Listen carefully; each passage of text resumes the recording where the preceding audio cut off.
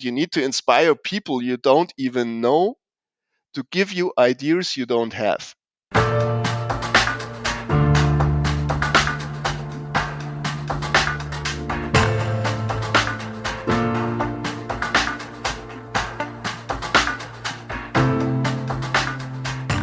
Welcome to a brand new episode of our podcast, Human&AI, Mind, Machines, and the Great in Descent. Thanks for tuning in to our geeky podcast to discuss the fascinating field of AI and machine learning, corporate craziness, passion for technology, and the role of humans. We are Uli and Abri, your hosts for this episode, and we're extremely grateful and happy for the special genius mind on our show today. He is passionate and positive, enthusiastic and open-minded, encouraging and courageous.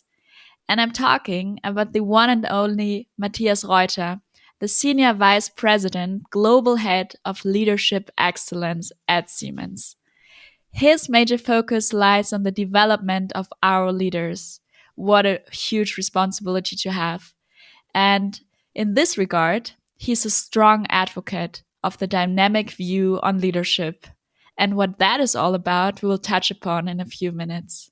His mission is to shape a culture that promotes empowerment and democratizes access towards continuous learning and development.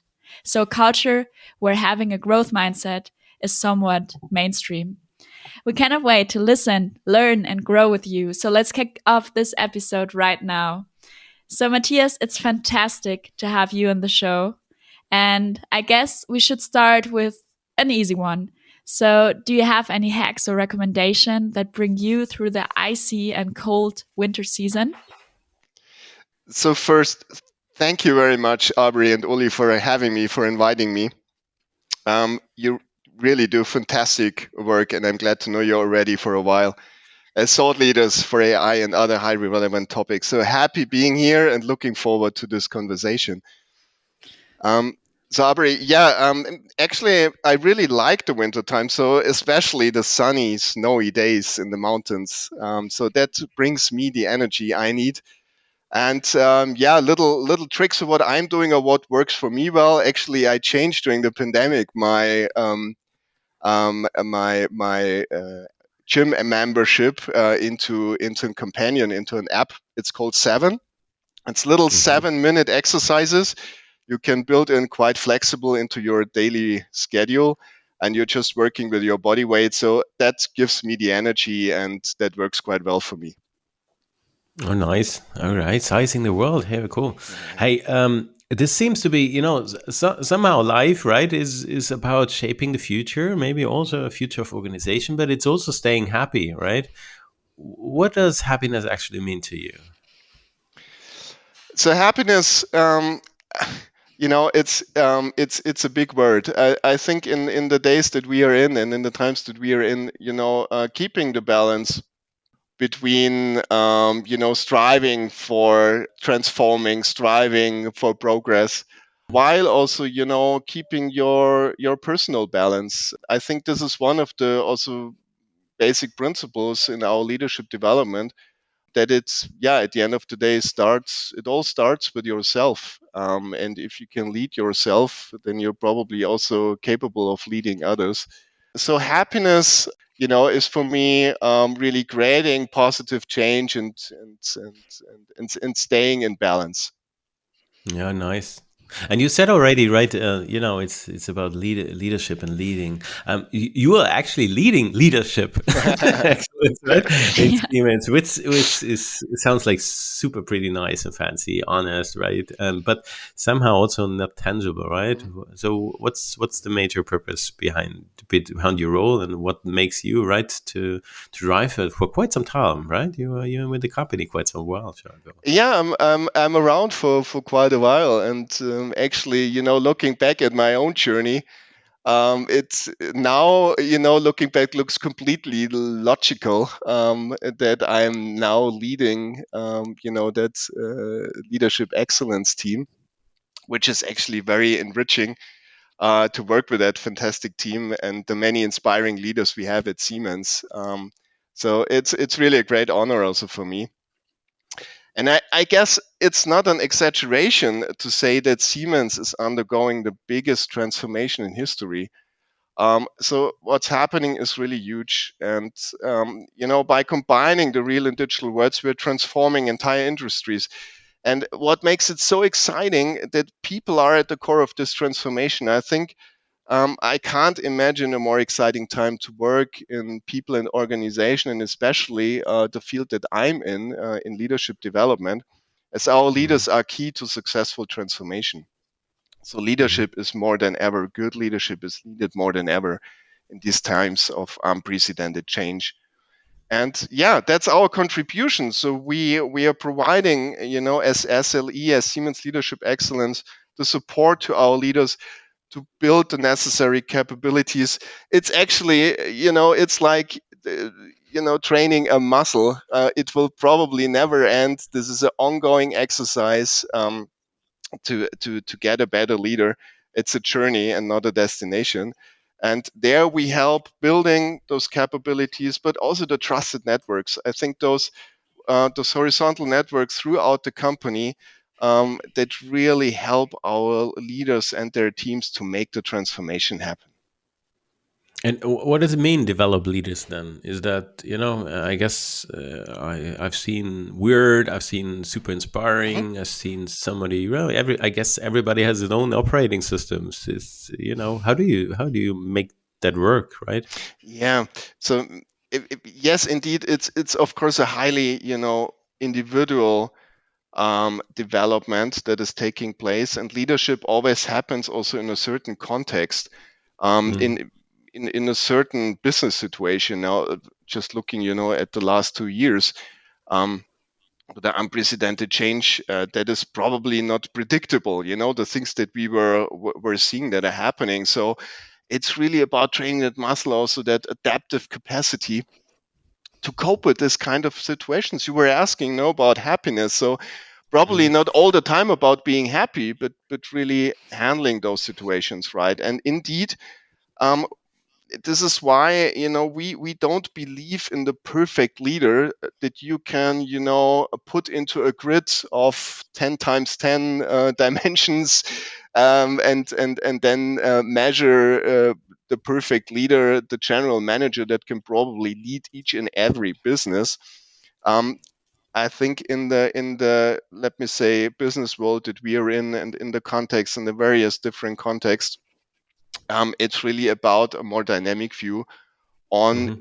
individual leadership styles, and of course then also very much anchored and based with all the individuality on a shared strategic priorities, on that common cohesive core that gives you also that sense of belonging within Siemens, which I encounter a very, very strong element.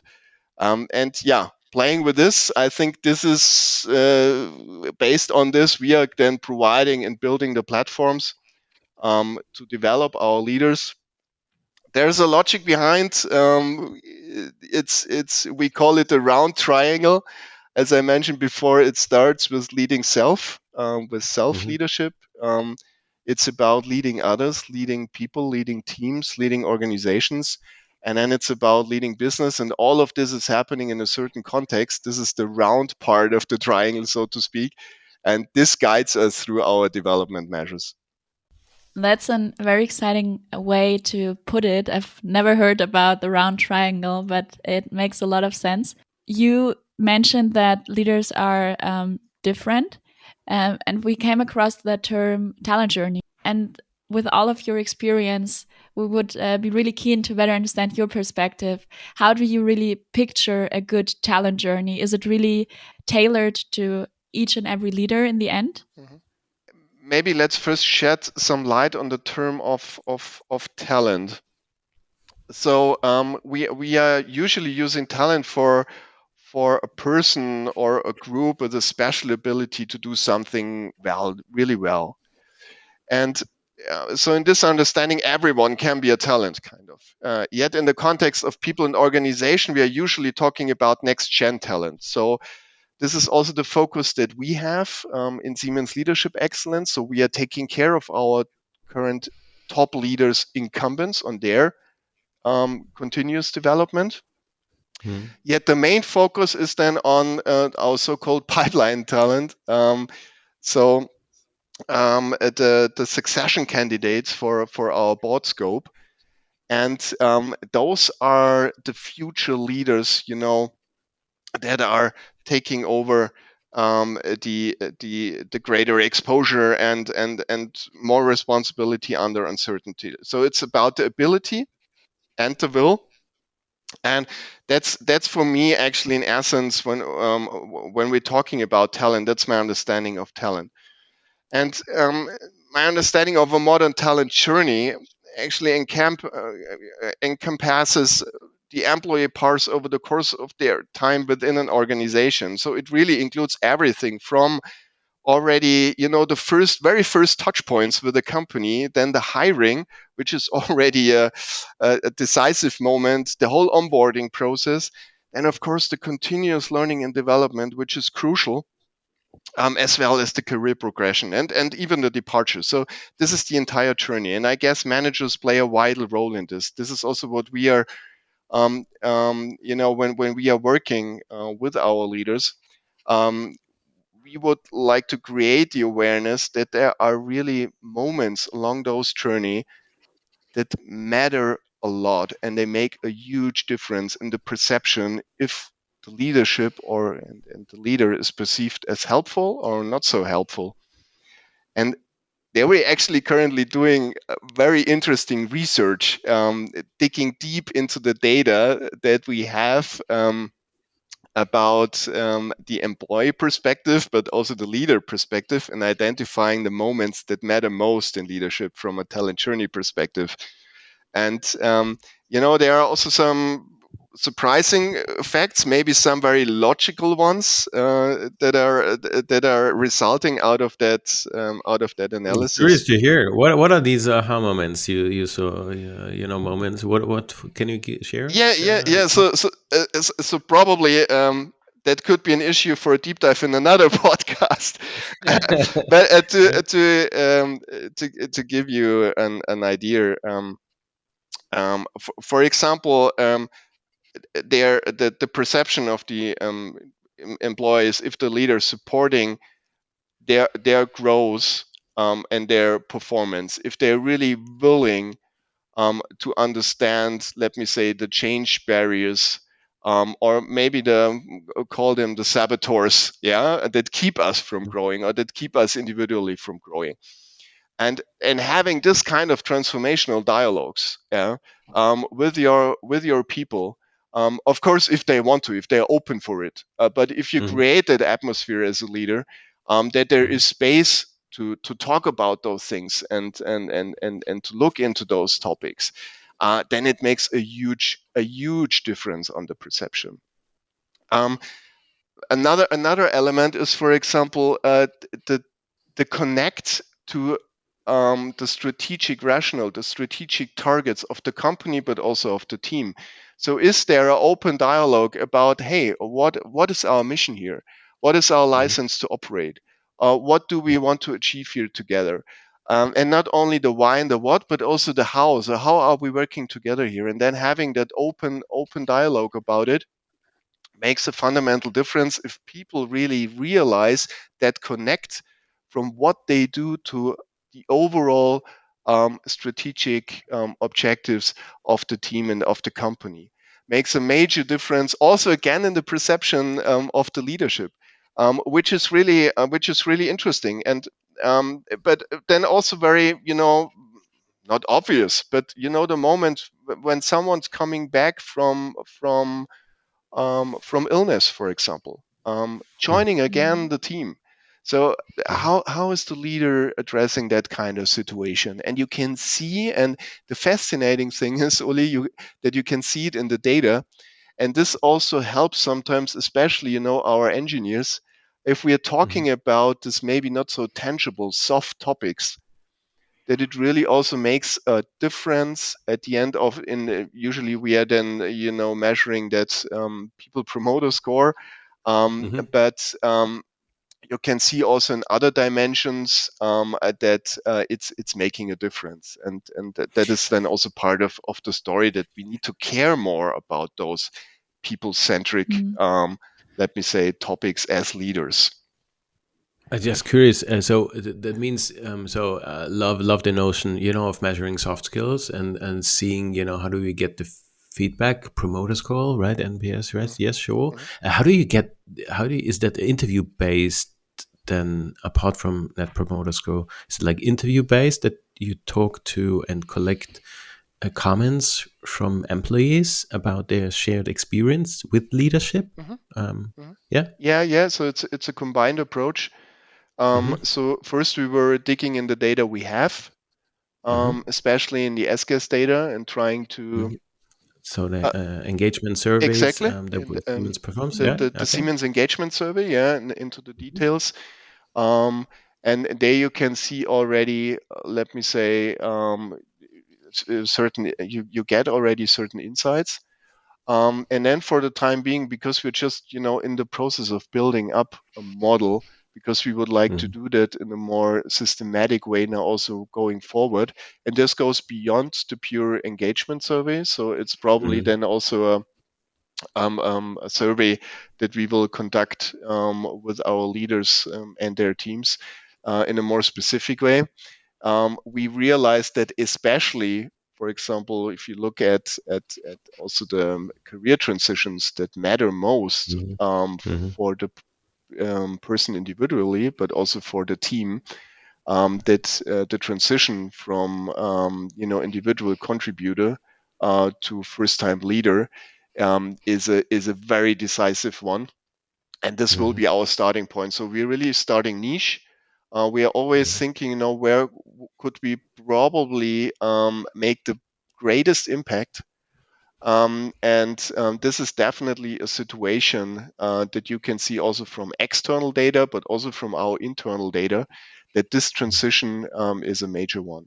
And this was under, then also we were doing interviews as additional sources, then Mhm. talking with Mhm. first time leaders, but also more Mhm. experienced ones, as well as with the P&O colleagues that accompany our leaders very closely, as well as of course also with the teams, how they perceive it. So it's a combined approach. No, that's a good signal, actually. Folks out there, I don't know, in your corporate programs, right? Take part of the, engagement surveys, whatever format Absolutely. this runs in your, right? Yeah. Your voice is heard. There seems to be at least track down the data and maybe come with a better, thought Yeah. leadership. Yeah. Speaking of thought leadership, right, as a bit of the definition of a strategy to shape, promote, and own topics, which has a bit of a great societal relevancy, right? In our current times, with speed and uncertainty is becoming more and more prevalent to us, right? It's obviously also important to somehow, be aware of, what trends and topics are of relevance to that in the future, right? In order to engage with obviously with clients and customers, but also with employees, right? Mhm. And to approach future oriented, let's say, markets and stay relevant there. Mhm. But how do you come up with those topics and original thoughts, and how do you make that tie into the thought leadership scenarios, right? Yeah. Yeah. So Um, you're addressing a very important topic here. I think it really makes a fundamental difference. You remember maybe, Uli, the discussion we had recently about working and leading in so-called business ecosystems. Mm-hmm. Um, a big buzzword at the time that is currently used in various occasions, but we were really digging deep. What are the fundamental differences that we see if we really take that serious, that this is a driving force for our competitiveness going forward. And there we came up with a few um, of those fundamental differences when you look in how are we working together and how are we managing this kind of ecosystems. And one thing is that we need to shift the focus to the outside of the firm. And for various reasons. I think with the fast, changing environment that we are in, I think being too internally focused is really a challenge. So you need to, also as a leader, you really need to, reach out. You need to be aware of what's happening around us. And actually, also with the dynamics that we see in the fast scaling driven by technology, probably also from a resource perspective. So if against, take my P&O classes on, we need different forms of collaboration and different forms also of work.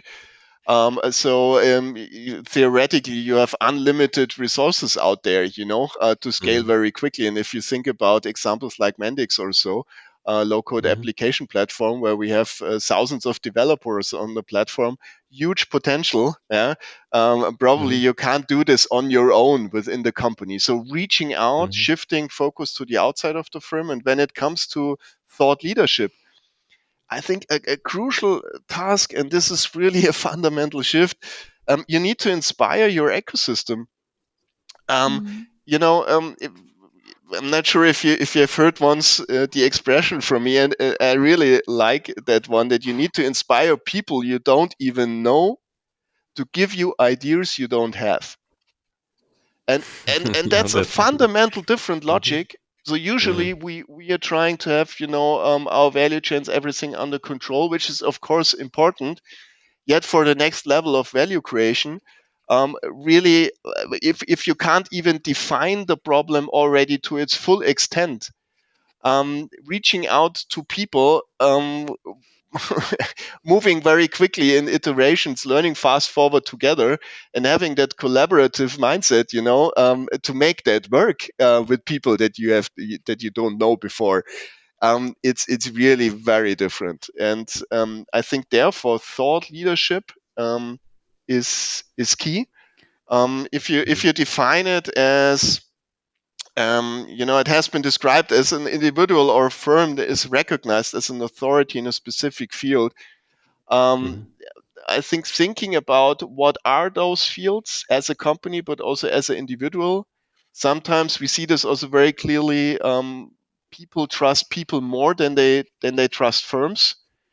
Mhm. So that individualization and also the building of trust, which is again then also the basis for next level of value creation, has a lot to do with that kind of thought leadership. And not only the expertise, but also the reach. I think it's a combination.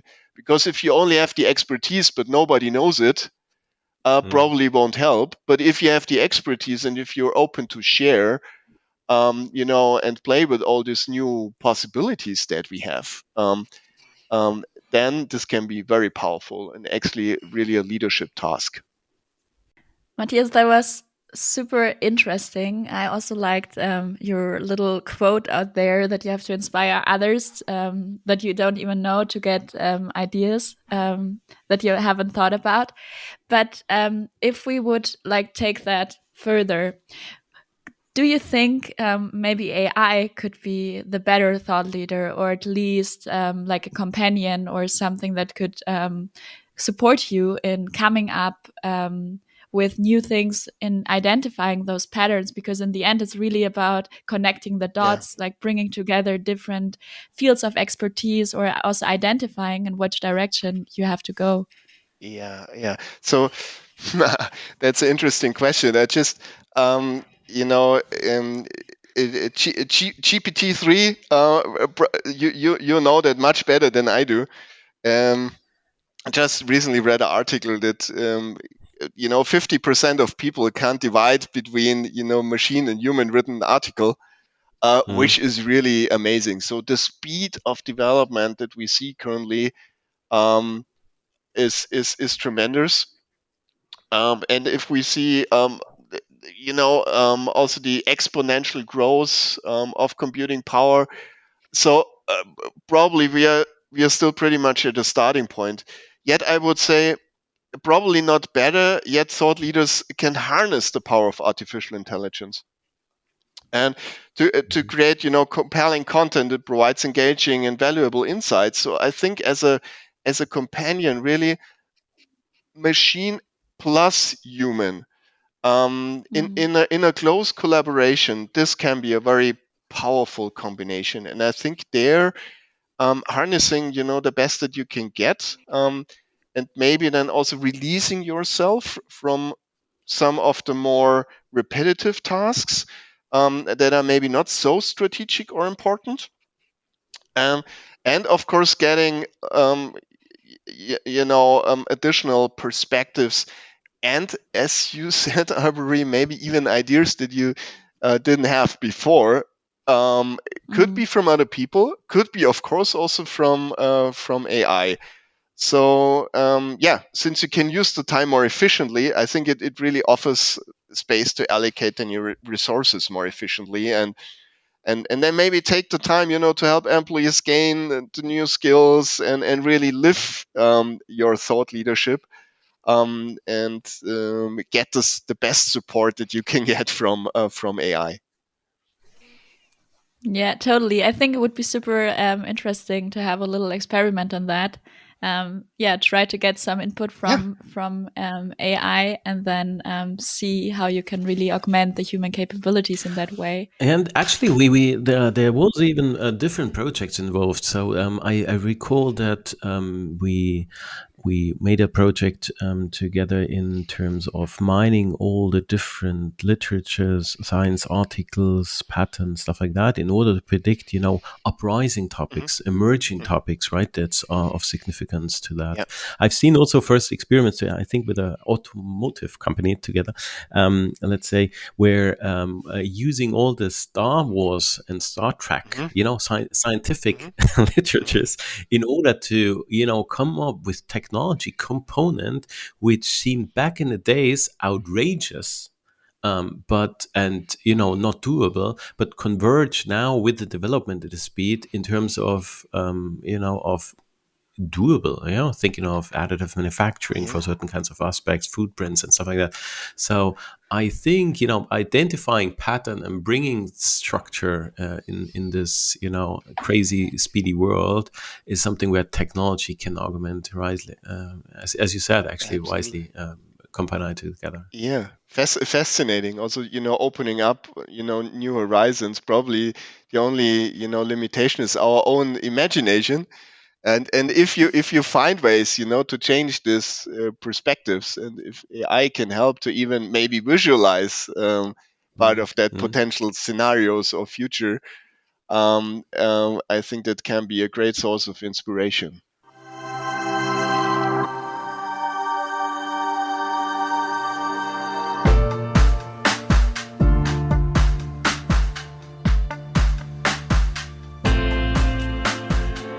Like nowadays, it's a lot about learning and growing and developing, and that's also, as I understood it, at the core of what you're doing.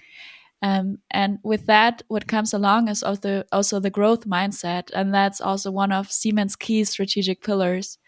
Can you maybe quickly explain to us what a growth mindset actually looks like, and how its promotion is actually reflected in your day-to-day work?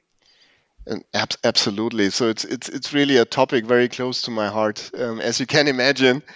Um, and I think, it's also really, really, really cool that this is part of our strategic priorities, that we have, customer impact, technology with purpose, and empowered people, as well as growth mindset.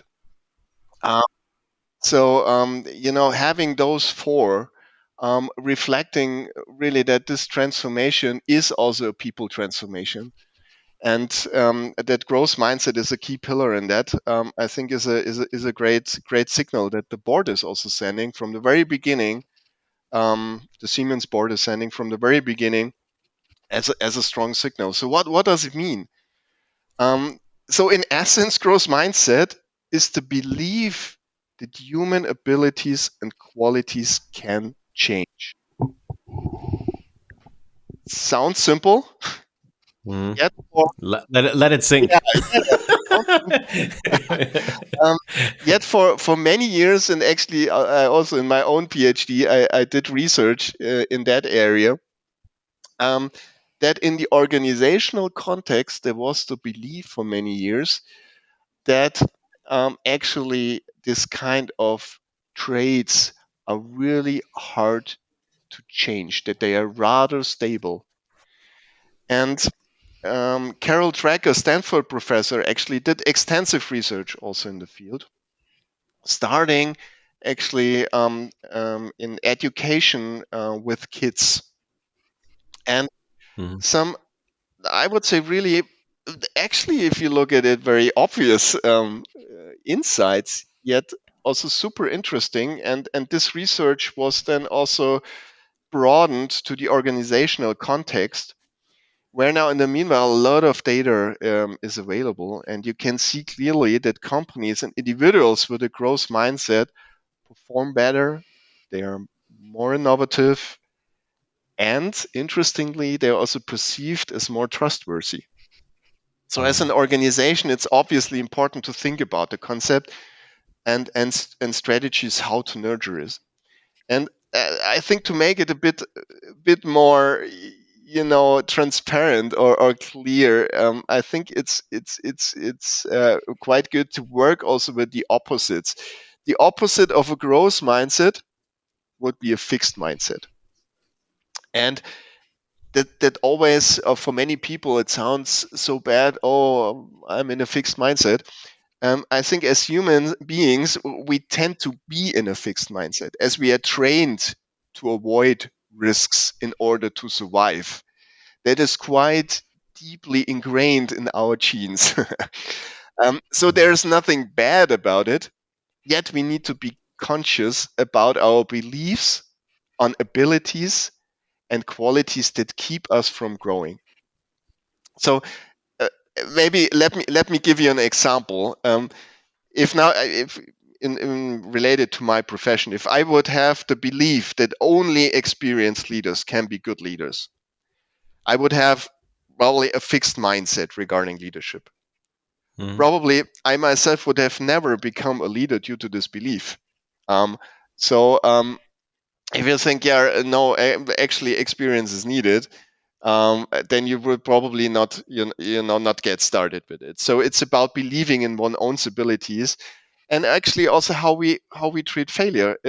Failure is not punished, yet an opportunity to learn. So we really turn this into an opportunity, and Mhm. therefore, because it's sometimes, especially that discussion about failure and how we treat failure is also confusing sometimes, especially in the organizational context, our business leaders. There, it helps Mhm. a lot to differentiate two concepts.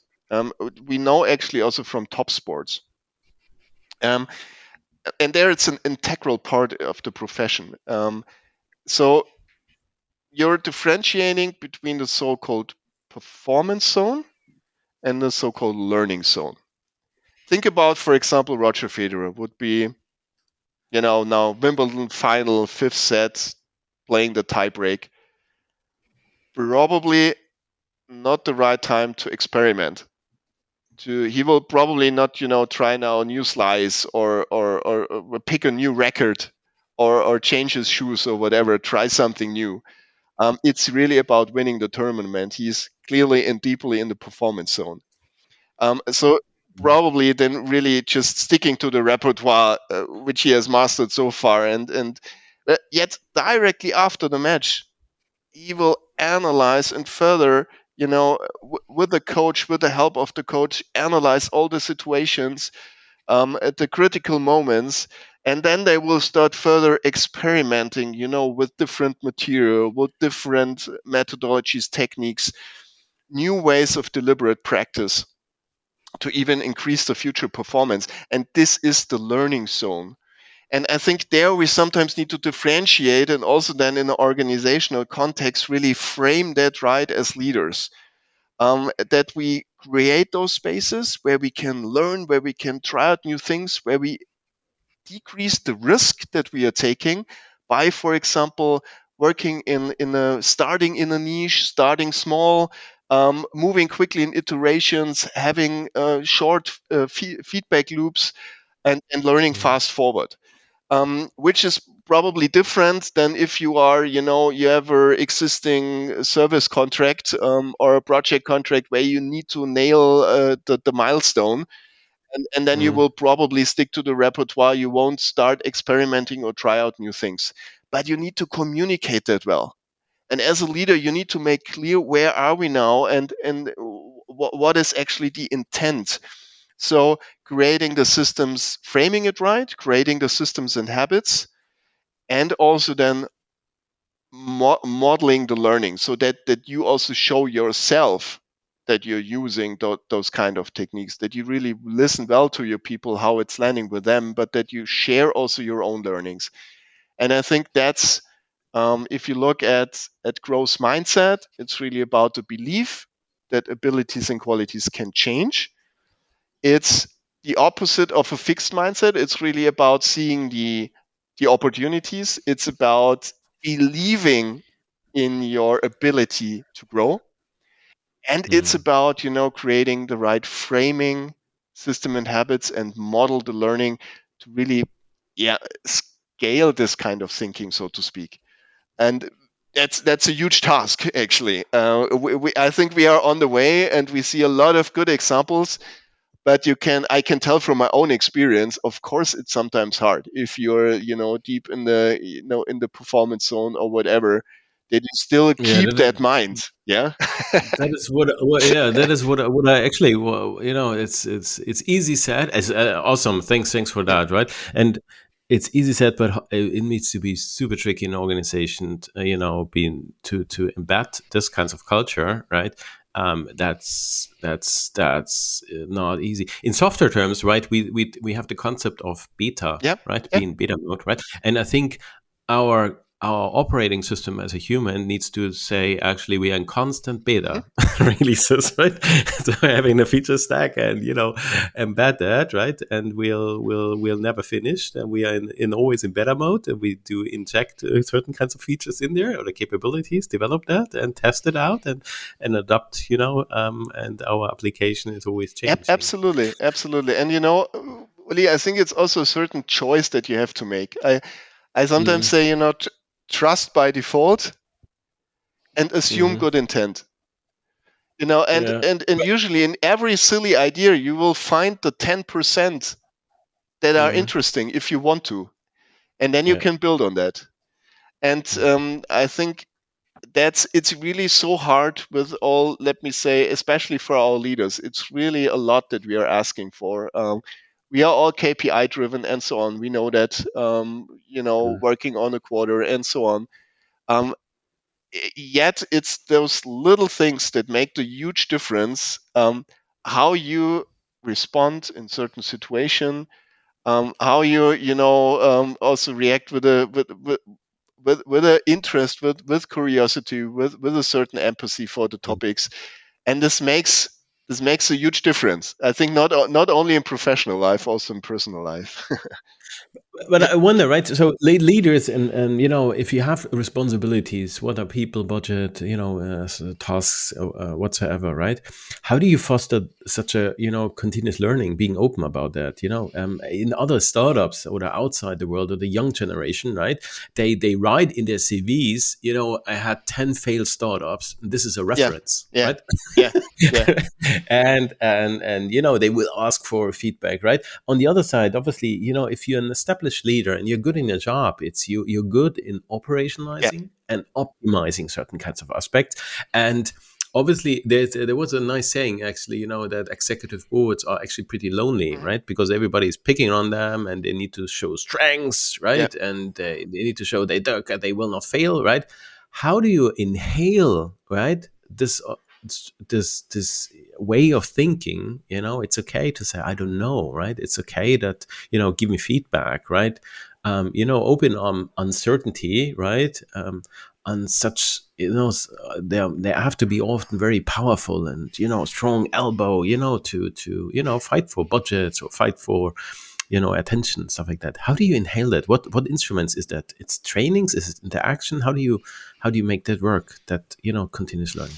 Yeah. So I think as a now again from the leader perspective, but holds true probably for everybody. Um, I think with all the changes around us, it's first of all also the very strategic question: what is my value contribution, and to be very clear about that. And talking about ecosystems, what is really the core transaction. What Mhm. is the core contribution? You know that also from the software world. Mhm. Yeah, That yeah. we need to be clear. Okay, what is that? And I think this is already, of course, this is also changing. Yet it needs that discussion and that conversation, that you can create that confidence that is needed in that uncertain environment, and say that you can stand there and say, "Hey, this is my story. This is the contribution." And not only the what, but also the why, that you have a very clear story in mind. And I think this is on the one hand side the confidence that you need, but it should not come across arrogant, that you say, yeah, I have the superpower here and I know it all. No, not at all. Of course there are also, if we are entering uncharted territory, who are we to know it all? So I think it's super important that we also admit that there are things that we don't know, and I think this can come across very confident, but not in a way that you say, that you panic and say, "Oh my gosh, I don't know." Do Mhm. anything, but do something. But then say, "No, we don't know exactly. Um, you don't know, I don't know either. So, let's seek for pull together a little cross-functional team. Talk with the customer about what really the problem is. Let's try to figure it out and start with the first iteration, clarifying what it could be. Mhm. So, what do you need for that? How can I help you?" So, Mhm. giving that kind of support to create also the confidence for your people, that they start really exploring the unknown. And of course, this can fail, but it's then not, an uncalculated huge bet that we are starting, but we are starting small, and then think when the things work, we scale quickly. And probably there Mhm. is also a different, let me say, then competence is needed. As you say, I think it can be a very good combination to have that, explorational mode then together with colleagues that are capable to operationalize. But if the ones are not listening to the others, and the ones that are good in operationalizing say, "Hey, oh, silly idea, I've already heard it 10 times, go away with Mhm. that," yeah, that's Mhm. probably not the kind of mindset that maybe we need to listen to it 11th time, yeah, Mhm. and think behind, what could it really be, what are the 10% that we can build on. And this is, I call, positive intelligence. And this is what we need in order to really explore the new. Mhm. Love it. Yeah, that's a cool term. And moving from positive intelligence to artificial intelligence, maybe a little more, because Matthias, one of your missions is also to kind of shape the digital future. And now we can really see the ubiquity of technological progress. It's like everywhere. And I guess you can also observe it in your day to day work. And in this podcast, we're like a lot also into quotes, and I would like to add a little quote to this Mhm. question as well.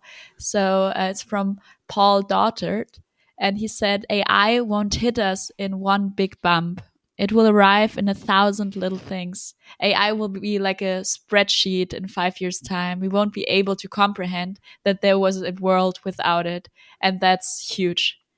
And what's like your view on the impact of AI technology? Did you have like an aha moment for yourself where you found that AI will have a way larger impact on the organization, on your day to day work? than you maybe thought before? I really like that quote. I think there is a lot of truth in it. That it's arriving in 1,000 little things, and I think AI is definitely a transformative technology.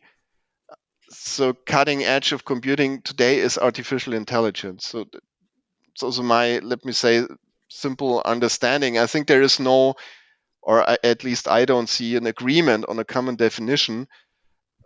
Yet in simplest terms, I would say AI stands for intelligence of systems or machines that mimic human intelligence to perform tasks and iterally improve. So they start more or less computers starting thinking and learning.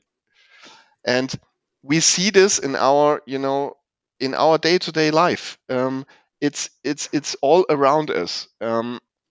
It's already happening with your Netflix, with your Spotify account, with shopping on Amazon, with autonomous driving cars, doing translations on people, and so on and so on. We know all those examples. So it's already delighting and helping us a lot um, to, um, to improve actually our quality of living on a day-to-day basis. With the availability of data and the exponential growth of computing power, I just read an article that it's already, Moore's law is is already outdated. So we have now doubling every 3.5 months, approximately. Yeah. So it really has the potential to make every process, especially operational task, yet also strategic decisions easier, more efficient, and effective. So a huge impact, if you ask me. Yeah, nice one. So future centric. Speaking of future, right, Matthias, your team and you have been always leaping, a lot of digitrends and inhaling that to the, excellent trainings, interaction formats, and thought leadership formats, right? The impact of AI, IoT, cyber. Years ago, with the applying digitalization to business, the notion of network effects. Again, a pivotal role of how to scale business ecosystems, also with AI, right? In the topic. So, looking now forward, what's coming next? Can you already give us on the audience out there a bit of a sneak preview? What will be the next impactful, topic you want to shape and stimulate for the next generation of leaders? Yeah. So actually a very exciting one, and also very close to my heart already for many years. Is actually the topic of sustainability. Again, a huge one. Yet with the unprecedented speed of change and the developments around us on the global level, we see tremendous and transformational impact through sustainability. I think there is agreement on that. Yet we are talking and working on the topic for at least already probably 15 years. So why now? What's really the difference? And exactly as you say, Uli, it's not new yet. Now driven through digital technology, through AI, through machine learning, we have the platforms, we have the data, we have the tools, we can lift the potential in a much more targeted manner. And if you just imagine what could be possible, also really creating a better planet at the end of the day, doing good, uh, tremendous business potential at the time. And combining this, I think, is a very attractive is a very attractive vision and outlook into the future. And so I think we really need to take care of our core capabilities, and that that they are not getting core obstacles, driving us out of the business. And there are many radical shifts that probably need to be taken, and the innovation around, for example, circular business models.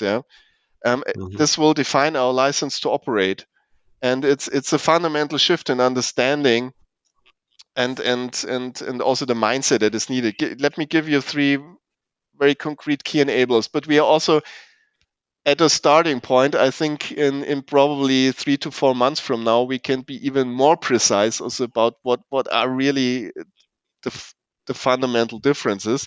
Mhm. But what we Mhm. see is that transparency is key. Yeah, if Mhm. only if you can calculate, the carbon Mhm. footprint or resource footprint of your product, and you can compare it to the competitors and measure the savings generated by using the Siemens products.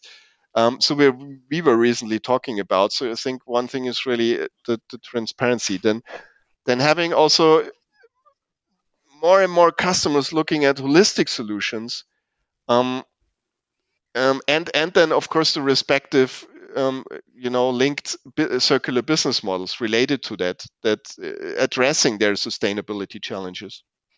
And it Mhm. includes then products from several businesses, maybe even partners, as well as the advisory services. So it's a combination, it's an entire solution that is then producing the respected outcome that they reduce their CO2 footprint or carbon footprint. And this requires significant upskilling of our teams to speak the customer language, and especially how we manage then also these ecosystems, because the system change can only happen in those ecosystems or vertical partnerships. Think about, for example, Catena X. I'm not sure if you know that example, Mhm. where BMW or the automotive industry transforming into the sustainable mobility company, yeah. And Catena X now the first integrated open data ecosystem. So they are all, joining with their data along the entire Mhm. value chain. And then I call it radical digital collaboration. So on based on high level of transparency, based on data, you can then define clearly, okay, what is the various value contribution of each and every party, and how can we make it, all together? How can we grow the cake all together, and how can we make it more Mhm. sustainable and better? And this Mhm. radical collaboration, how I call it, also on a leadership level, and handling the trade-offs that come along with it. It's so tough decisions. How far can I open up? Do I have to let go of, or are there still control points that I have? Can I protect a certain competitive, let me say, advantage, or is the advantage now resulting from new sources? So it's a highly strategic questions. And I think there are a lot of training and capability building is needed. So I'm very much looking forward to this challenge, and yeah, to lift it to the next level. Yeah, that's awesome, right? Business for good is good business if you embrace radical collaboration. How cool is that? I'm looking forward to whatever comes out in a couple of months here. Absolutely. Yeah, and there are huge challenges ahead, but also with the potential for huge impact also for our future if we work together and if we dare to tap into the unknown and upskill ourselves, learn something new, and go along with a growth mindset, as you also described a little earlier. Matthias, I can really feel that we could talk for hours, but um, we're and we've reached already the last question of this episode, and I'm very curious about your answer. Since you've worked together with so many different leaders and next generation leaders, high potentials, different people in different places in the world, what would be your advice to those people? So, those people that dream big, that really have a vision out there, but don't really know how to do the next step. So, do you have any advice for them to really make an impact and have a difference in the world? Yeah. So, as you say, Aubrey, having an idea, having a vision, and being courageous. So I would say take on challenges even if you don't know exactly how to tackle it. Simply start and learn fast forward. So um, that's one thing, and I think also very much related to our discussion we had about growth mindset. And in that regard, also don't try to avoid failure. If you fail, this can be an opportunity to learn and do better next time. So, looking back also at my own career, especially the tough moments are the ones you probably learn the most from. And looking back into the situations, sometimes maybe tough in the moment, but maybe we should even also celebrate this more. And as Uli saying, that some of the startups are even, proud of, there are also other cultures out there.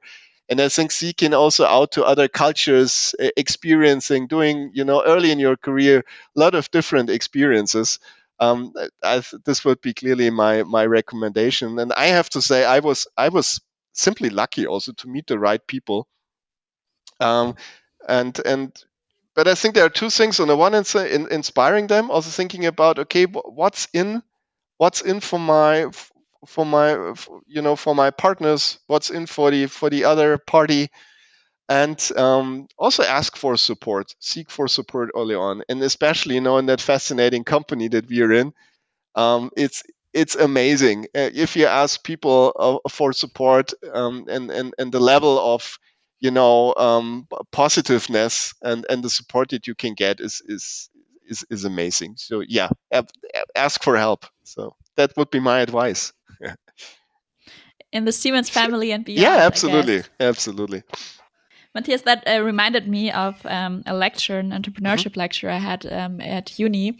And there, the lecturer, so it was Andy Goldstein from the German Entrepreneurship Center, he said, every breakdown is the opportunity for the breakthrough. Because you mentioned Yeah, that you can really grow through those hard times. And that really stuck with me somehow. Just like reminded that. me of that. And with that, Matthias, we've reached the closing, the final part of the session. Thanks so much for your time, for the dedication, the passion. I feel very inspired and very energized from this conversation. But before we really finish off, we want to play our favorite game. It's called Authentic Autocomplete. And I would like to give you for the closing a couple of sentence starters and then would like you to finish them. Matthias, are you ready for the final challenge of this podcast Yes, episode? sure. I'm curious. What's coming? Okay, let's start with an easy one. So, Siemens is Siemens is a company with outstanding, talented colleagues, uh, committed to constant progress and reinvention to shape a better planet. So that's it for me. amazing. I totally agree. Leadership is So leadership is creating positive change. Nice. like that, very concise, but to the point. Technology with purpose is um, so we develop technology not just because we can, but because we see the societal need. yeah, Good one. agree. The digital future of tomorrow is Empowering firms and entire societies to lead the way to sustainable and promising future. Bold ambitions. beautiful. And last but not least, if I could change one thing in the world immediately, it would be. That's a difficult one, right? That's indeed a difficult one. Breaking down those silos where you have where you could produce losers and winners. I think this is also the root cause to many conflicts that we see currently going on in the world. And I think really, if I could, what we are doing, if I could do that on a scale for the entire planet, to create that positive mind, building on the 10%, I guess we would live on an even different planet. Here we go. That's a roundup. Is that? Thanks for making me think about it.